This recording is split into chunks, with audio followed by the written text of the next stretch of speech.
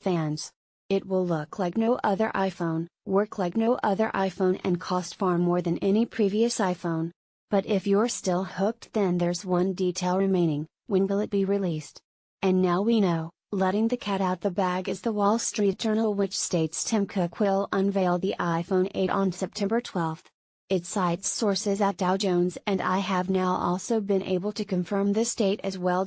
Interestingly, both my source and that at Dow Jones state Apple hopes to have the launch at the new Steve Jobs Theater, which is on the grounds of the new Apple campus. I say hopes as the Wall Street Journal notes it is still being built, and to quote my source, I have every confidence that the date the Wall Street Journal has mentioned is absolutely on the money.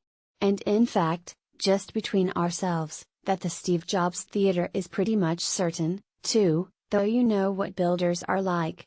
It is worth pointing out the Steve Jobs Theater is not the only thing facing a race against time.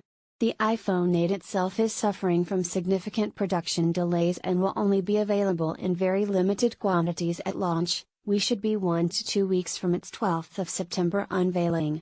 Part of the reason for this is Apple's failure to integrate Touch ID into the display, which has seen the company ditch the technology completely, at least according to the vast majority of my sources, rather than settle for it on the back or in the curiously enlarged power button.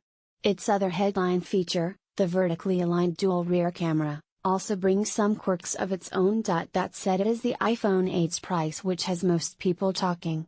A whopping 54% increase over the iPhone 7 of May will see some users run to the cheaper and more familiar guises of the iPhone 7s and iPhone 7s Plus, which will both launch alongside it. I obtained a finalized prototype of the iPhone 8 earlier this month for those wanting an extra close look at Apple's overhauled iPhone.